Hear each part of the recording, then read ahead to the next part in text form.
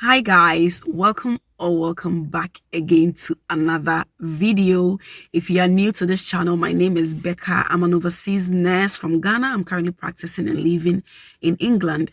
And in today's video, I'm going to be talking about some of the things that you should know before you move to the UK, or some of the things I wish somebody told me before I moved to the UK.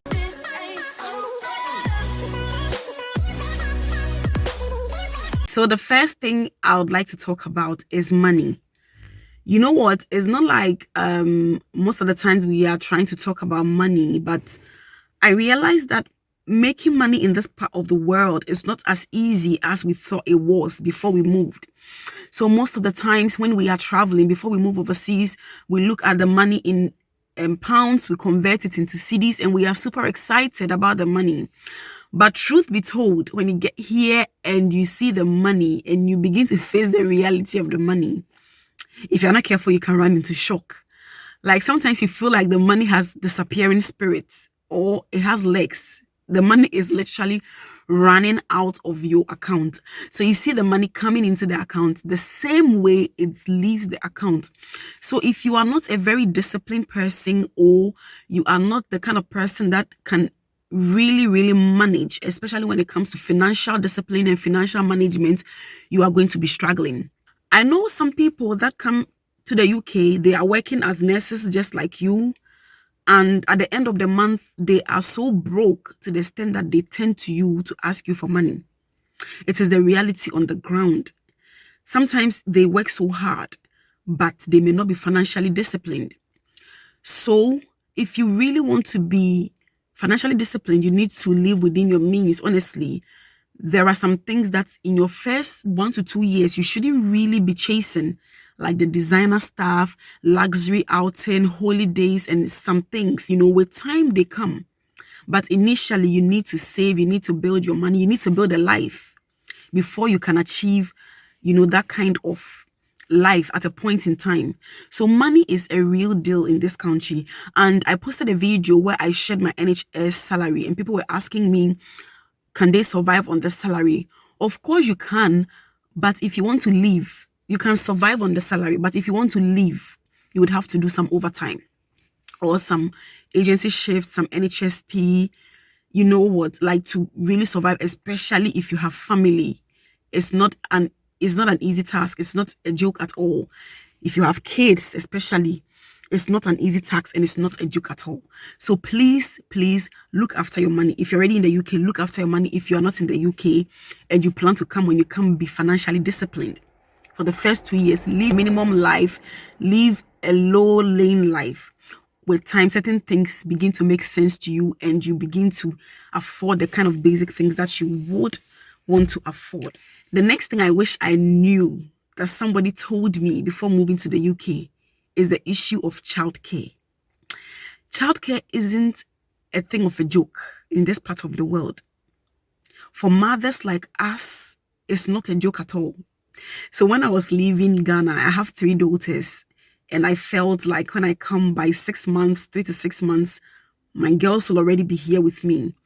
But I came to face reality, combining childcare with the work, the kind of work we do and the kind of shifts we run. I realized that you have to really put a lot of effort, a lot of preparation, a lot of psychological, preparation before you bring your children. Because according to the law, you can't leave children below the age of 13 at home on their own, unless they are in the company of an adult who is above 18 years. And so if you are here even with your spouse and you are both working and you have kids and you don't have any other childcare options, sometimes it can be a nightmare. I know some friends that really are still struggling with childcare, though they are here with their spouses, but they are both working and it's not easy.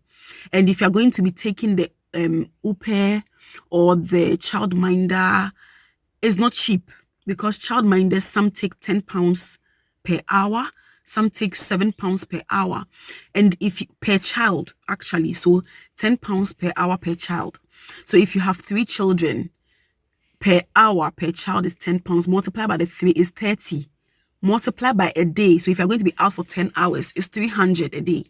So if you're going to be out for, let's say, 10 days in a month, that is £3,000. You are going to be counting for a child minder. How much are you going to earn? How much are you going to spend? How much would you be left with to give to a child minder? It's not easy. It's not a joke.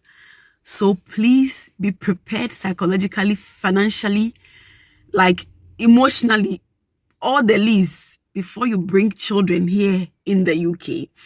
And if you want to drive, it's a good thing to even drive when you have kids. It makes the school rounds and stuff like that easier. But if you want to drive, you can't drive a tiny car. You will need a family car and all those bits and pieces. If you want to rent a house with family, you will need a spacious house. And mind you, some of the houses are not open for families with children. It is very surprising. You can see a house advertising a 2-bedroom house and they tell you, we do not accept families with children. So who do you want me to live in that 2-bedroom house with? I don't know, honestly. So before you bring family, before you bring children, there are a lot of things you need to really, really be looking into before you bring your children into this part of the world. Another thing I wish I knew is that in this part of the world, there is no work and life balance for most people. Trust me, you have to be somebody who is really determined to have a social life before you can get it. It's not because you can't afford it, but because you don't have much time to enjoy that social life. So let's say, for instance, you have 7 days in a week, okay, and you are working, let's say in the NHS, you're working 3 days or 4 days per week, and you have 3 days off. Sometimes the shifts are very, very stressful and involving to the extent that you come home and you feel really knackered, you feel really stressed, you feel very drained, and you can literally sleep like 2 days out of your off days in the week. So for instance, for me now, I am a permanent night nurse in my new job and I work 4 shifts per week, okay? And it's not all the time that you can get your 3 off days together.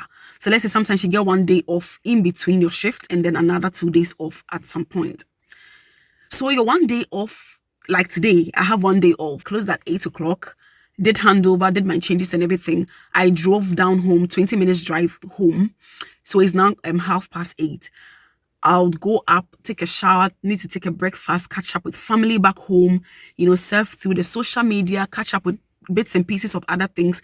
By the time I'm going to sleep, it's like 11. I'll sleep and wake up like, let's say 5. I have laundry to do. I have cleaning to do. I have to clean the apartment.